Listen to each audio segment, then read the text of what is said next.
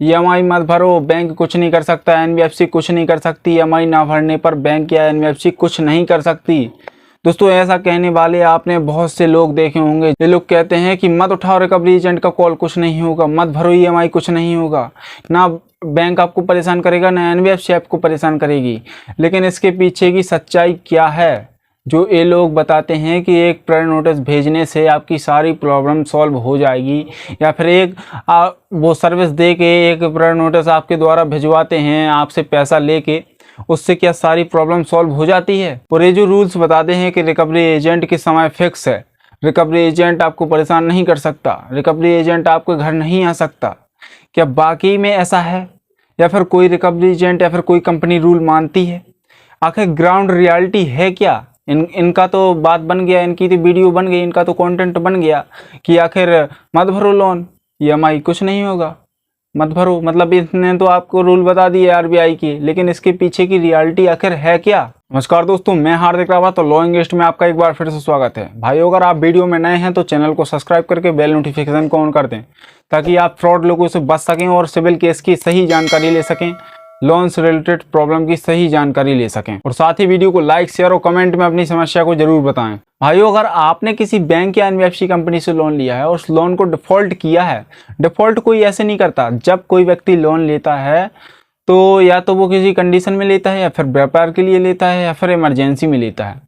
और वो जब लोन लेता है तो डिफॉल्ट ऐसे नहीं होता, वो खुद नहीं चाहता कि लोन डिफॉल्ट हो जाए, जबकि कुछ परिस्थितियां उसके सामने ऐसी आ जाती हैं कि जिससे उसे लोन डिफॉल्ट करना पड़ता है। तो सीधी बात यह है कि डिफॉल्ट वो खुद नहीं करता, डिफॉल्ट उसकी कंडीशन करवाती है, उसकी स्थिति करवाती है उससे। और जब कोई डिफॉल्टर इस समस्या को लेकर यूट्यूब पर सर्च करता है कि इसका समाधान निकल जाए, या फिर अगर पैसा ना हो व्यक्ति के पास तो वो क्या करे, तब इन महाशय की वीडियोस आती हैं सामने और ये बताते हैं कि लोन मत भरो, कुछ नहीं होगा, ईएमआई मत भरो, कुछ नहीं होगा, रिकवरी एजेंट कुछ नहीं कर सकता, रिकवरी एजेंट आपके साथ बदतमीजी नहीं कर सकता, रिकवरी एजेंट आपको कॉल नहीं कर सकता, आपके घर पर होम विजिट नहीं कर सकता। लेकिन क्या है वास्तविकता? ये तो आपकी मजबूरी का फायदा उठाकर एक कंटेंट बना देते हैं कि आखिर लोन ना चुकाइए, कुछ नहीं होगा, और आपको लगने लगता है कि आखिर लोन ना चुकाऊं तो कुछ नहीं होगा। क्या कितनी बढ़िया बात है यार, क्या लोन माफ हो जाएगा क्या पूरा? और आपकी इसी मजबूरी का फायदा उठाकर आपको अलग से लूटा और जाता है, जबकि इन्हें तो केवल एक कंटेंट बनाना है आपके ऊपर, आपकी समस्या के ऊपर।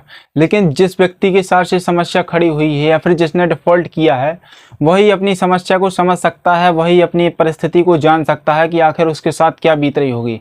आपको पता होगा कि ग्राउंड रियलिटी आखिर है क्या? क्या कोई रिकवरी एजेंट रूल मानता है? वास्तविक में क्या कोई रिकवरी एजेंट रूल मान रहा है आज की डेट में? नहीं ना। तो ये क्या करते हैं कि आपको लूटने के लिए सबसे पहले एक बात बोलते हैं कि प्रेयर नोटिस भेजिए।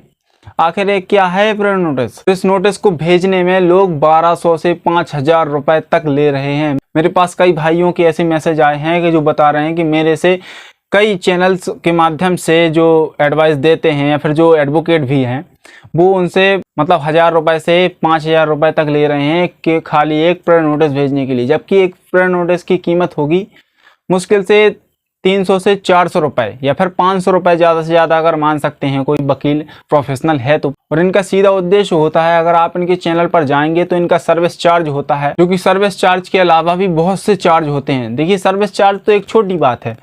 अगर कोई व्यक्ति 100 या 200 300 रुपए ले रहा है आपसे तो कोई बड़ी बात नहीं कर रहा है, क्योंकि अगर वो आपको इतना टाइम दे रहा है, इतना समय दे रहा है, आपको आपकी परेशानी से निकाल रहा है, तो इसमें कोई बड़ी बात नहीं। लेकिन अगर वो आपको अन्य डॉक्यूमेंट्स के लिए फोर्स कर रहा है, या फिर आपको बता रहा है कि इन चीज़ों से आपको परेशानी नहीं होगी। देखिए, आप कोई भी समस्या बताएं ना, चाहे होम विजिट के लिए बताएं कि मेरी होम विजिट ना हो, चाहे आप रिकवरी की बताएं कि रिकवरी ना हो, चाहे आप किसी प्रकार की प्रॉब्लम बताएं, ये सीधा बोलेंगे कि प्रेयर नोटिस भेज दीजिए। तो क्या वास्तविक में प्रेयर नोटिस से समस्या रुक जाती है? तो मैं आपको बता दूं कि प्रेयर नोटिस से कुछ भी नहीं होता। अगर आप सोचते हैं कि प्रेयर नोटिस भेजने से बैंक हमें सीरियसली लेने लगेगा कि अगर हम मोरेटोरियम के लिए भेज दें, रजिस्ट्रेशन के लिए भेज दें, और बहुत से लोग तो ये कहते हैं कि मोरेटोरियम क्यों नहीं मिल रहा हमें, हमने एक प्रेयर नोटिस भेजा तो है। देखिए, मोरेटोरियम जो है वो इमरजेंसी में लागू होता है। जब जैसे कोरोना काल जैसी स्थिति थी तब उसमें मोरेटोरियम लागू हुआ था, जो कि सबके लिए होता था। जैसे अगर कोई व्यक्ति लोन नहीं चुका पा रहा है, क्योंकि समस्या ऐसी आ गई थी कि कोई ना काम कर पा रहा था, ना कोई नौकरी कर पा रहा था, ना व्यापार चल रहा था, तो हो सकता था कि कोई लोन ना चुका पा रहा, तो इसमें ईएमआई जब तक लॉकडाउन लगा हुआ था 5 से 6 महीने के लिए ईएमआई टाल दी जाती थी, मोरेटोरियम हो जाता था। ये होता था 20 में, 21 में, 19 में, 19, 20, 21 में 3 साल चलाए कि मोरेटोरियम आपको मिल जाएगा। और अभी भी लोग सोचते हैं कि मोरेटोरियम मिल जाए। देखिए मोरेटोरियम कभी नहीं मिलता। और इस नोटिस की बता दूं तो ये नोटिस किसी प्रकार से आपकी मदद नहीं कर सकता, सिर्फ आपके साथ एक सबूत में रहेगा कि आपने जवाब दिया था, आपने उनसे हेल्प मांगी थी और उनने नहीं दी, तो आपके लिए एक पुख्ता सबूत हो जाएगा कि अगर आपके ऊपर आगे चल के केस बनता है तो आपके पास एक हाथ में सबूत होगा कि आपने मदद मांगी थी, उनने मदद नहीं की, या फिर आप कुछ करना चाहते थे, या फिर आप बैंक को बताना चाहते थे, एनबीएफसी को बताना चाहते थे कि हमारे पास पैसा नहीं है, या फिर हम 2 महीने बाद से पैसा देना चालू करेंगे, या फिर हम सेटलमेंट करना चाहते हैं, सीधी बात है। लेकिन बैंक नहीं माना तो आपके पास ये सबूत रहेगा कि हमने भेजा था, बैंक नहीं माना, तो आपकी समस्या इनका एक कंटेंट का जरिया हो जाती है। मतलब आपकी जो समस्या है वो इनका कंटेंट बन जाता है, उस कंटेंट के माध्यम से आपसे पैसा खींचते हैं, आपसे प्यार के 2 मीठी बोल के आपसे अच्छा खासा पैसा हड़प लेते हैं। देखिए भाइयों, मैं ये नहीं बता रहा कि सभी एडवाइज़र या फिर सभी एडवोकेट गलत हैं जो कि यूट्यूब पर हैं। बहुत से एडवोकेट मैंने देखे हैं कि सही भी हैं, लेकिन बहुत से लोग ऐसे हैं जो केवल लूटने का काम करते हैं। कुछ लोग इस प्रकार व्यक्तियों को लूट रहे हैं उनका लोन का अमाउंट देखकर, कि जैसे उनका कोई, अगर वो लोन में हैं तो उनको परेशानी तो है ही है, उनका लोन देना है, लेकिन उसके बाद भी ये लोग ऐसा लूट रहे हैं जैसे अगर कोई 20 लाख तक का किसी का अमाउंट है तो ज़्यादा से ज़्यादा उसको एडवाइजर के तौर पर अगर वो एडवाइस दे रहा है, उसको सलाह दे रहा है, तो उसको मुश्किल से ज़्यादा 500 रुपये या फिर 1000 रुपये लेने चाहिए। अगर वो डायरेक्टली उसकी मदद कर रहा है, कितनी मदद कर रहा है, उसके एंड तक केस में मदद कर रहा है, तब उसको, या फिर एंड तक नहीं, कुछ मदद कर रहा है, उसको 15 दिन, 20 दिन या फिर 30 दिन की सर्विस दे रहा है, तो उसको 1000 रुपये से ज़्यादा नहीं लेने चाहिए। अगर वो वन टाइम बात कर रहा है तो केवल 100 रुपये या फिर 150 रुपये से ज़्यादा ना लें। और अगर इससे ज़्यादा कोई आपसे पैसा ले रहा है तो वो सिर्फ आपको लूट रहा है और आपकी समस्या को देखकर आपका एक कंटेंट बना रहा है। देखिए भाइयों, रियलिटी तो आप ही जानते हैं, क्या कोई रिकवरी एजेंट बात मान रहा है? आज के टाइम पर कोई रिकवरी एजेंट बात मानता है? देखिए, जो रिकवरी एजेंट होते हैं वो थर्ड पार्टी एजेंट होते हैं, वो रिकवरी एजेंट होते ही नहीं है। मतलब रिकवरी एजेंट का मतलब ये है कि कोई व्यक्ति जिसके पास ऑथराइज्ड लेटर हो, या फिर उसके पास कोई सबूत हो कि हम बैंक से हैं, या फिर उसके पास कोई ऐसा प्रूफ हो कि वो किसी एनबीएफसी कंपनी का दिखा रहा हो कि हम इस एनबीएफसी कंपनी से आए हैं या फिर हम इस बैंक से आए हैं। और अगर होता भी है तो वो डुप्लीकेट होता है। और ये रिकवरी एजेंट ऐसे होते हैं कि जो 12th क्लास पास हुए हैं उन्हें उठा लिया जाता है रिकवरी एजेंट, या फिर जो व्यक्ति कुछ कर नहीं रहे, 2 कौड़ी के लोग हैं जो फिर रहे हैं, यहाँ वहाँ घूम रहे हैं, बिना काम के लोग हैं, उन्हें उठा लिया जाता है। जिनकी गुंडों जैसी शक्ल है, लड़ने के लिए तैयार हैं, उनको उठा लिया जाता है। अब देखिए, ना तो आप उनकी रिपोर्ट कर सकते हैं क्योंकि आप उन्हें जानते भी नहीं हैं, वो कौन हैं, कहाँ के रहने वाले हैं, तो आप उनकी रिपोर्ट भी नहीं कर सकते। वो चाहे जितनी बदतमीजी कर लें आपसे, चाहे आपको कितना हरासमेंट दे दें, कितना ही तंग कर लें, कितने ही कॉल कर दें, आप उनकी कहीं भी रिपोर्ट नहीं कर सकते क्योंकि वो लिस्ट में है ही नहीं ना। वो अगर आप कंपनी में इनकी शिकायत करेंगे कि कोई रिकवरी एजेंट हमसे ऐसी बात कर रहा है, तो कंपनी पता है क्या कहेगी? कंपनी कहेगी कि हमारे तरफ से कोई कॉल नहीं किया जा रहा है आपको। मतलब कंपनी साफ मुकर जाएगी कि कोई भी रिकवरी एजेंट आपको धमकी नहीं दे रहा है हमारी ओर से। मतलब अगर वो आपको धमकी दे रहा है तो वो हमारा रिकवरी एजेंट नहीं है, कोई अदर पर्सन है जो आपको धमकी दे रहा है। लेकिन वास्तविकता यह है कि कंपनी ही ये सब करवाती है। कंपनी को सब पता होता है कि वो किस रिकवरी एजेंट को परसेंटेज के तौर पर ये बोलती है कि अब हमारे हाथ से, जैसे आपका लोन अगर एनपीए में चला गया, आपने 3-4 महीने डिफ़ॉल्ट किया, अगर वो आपका बड़ा अमाउंट होगा तो आपने 3-4 महीने डिफ़ॉल्ट किया, तो कंपनी उसका एडजस्टमेंट नहीं कर पाती, और एडजस्टमेंट नहीं कर पाती है तो वो डायरेक्टली एनपीए में डाल देती है। अगर आपका छोटा मोटा अकाउंट है वो तो वो एनपीए में नहीं डालती। अगर वो खुद एडजस्ट कर सकते हैं, उस अमाउंट को रख सकते हैं, वो एनपीए में इसलिए नहीं डालती क्योंकि अकाउंट, अगर छोटे छोटे लोग भी अगर पैसा नहीं देंगे तो कंपनी की वैल्यू गिरेगी ना।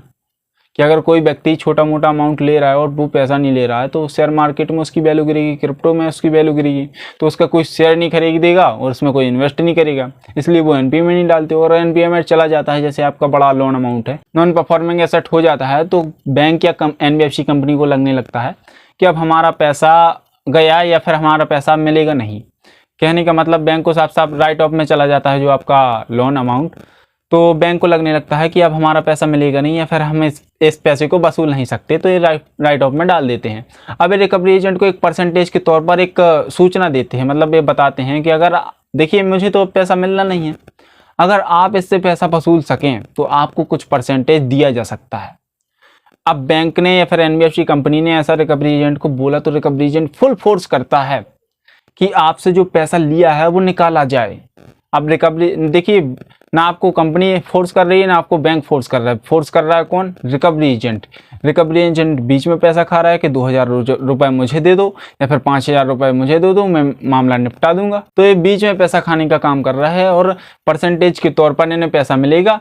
और अगर जो आपको नोटिस भेजते हैं ना, एक नोटिस भेजते हैं कि यहाँ से क्लिक टू पेपर क्लिक कीजिए और यहाँ से डायरेक्टली पेमेंट कीजिए, जितनी भी आपकी EMI डिफ़ॉल्ट है, जितना भी आपका पेमेंट ड्यू रहा हो, तो इसमें उनका भी कुछ परसेंटेज होता है। अगर आप ऐप के माध्यम से करते हैं डायरेक्टली तो वो इसमें इन्हें एक भी परसेंटेज नहीं मिलता है, वो डायरेक्टली कंपनी को जाता है। लेकिन अगर आप इनकी भेजी हुई लिंक से पेमेंट करते हैं तो इनका परसेंटेज उसमें बनता है। और अगर भाइयों आपने लोन लिया है और अगर वो सिक्योर लोन है तो किसी प्रकार का रिस्क ना लें। अगर आपकी एक EMI डिफ़ॉल्ट होती है, 2 EMI डिफ़ॉल्ट होती है, उसके बाद अगर आप पैसा देना चाहते हैं, पैसा आपके पास आ जाता है तो पैसा बिल्कुल दें, क्योंकि आपकी प्रॉपर्टी रखी हुई है उनके पास। अगर आपने होम लोन लिया है तो होम उनके पास रखा हुआ है, आपका मकान उनके पास रखा हुआ है, कार फाइनेंस कराई है तो कार उनके पास रखी हुई है। किसी प्रकार की अगर आपने सिक्योर लोन लिया है तो पैसा उनका पूरा दें। अगर आप जैसे मान के चलिए कि आप पैसा नहीं देते, आप सोचते हैं कि केस लड़ लेंगे, तो अगर आप केस लड़ते हैं तो उसमें आपका बहुत पैसा खर्च होगा।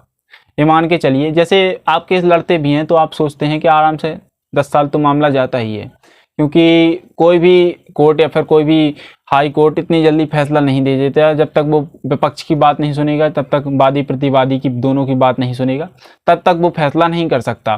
तो उसमें कम से कम 8 से 10 साल तक की प्रोसेस लग जाएगी अगर आप केस लड़ेंगे। अगर आपका अमाउंट बहुत बड़ा है तो आप क्षमता रख सकते हैं कि केस लड़ लेंगे, लेकिन आपका अमाउंट छोटा है और सिक्योर लोन का है, 20 लाख का है, 25-30 लाख का है, तो आपको देना ही चाहिए।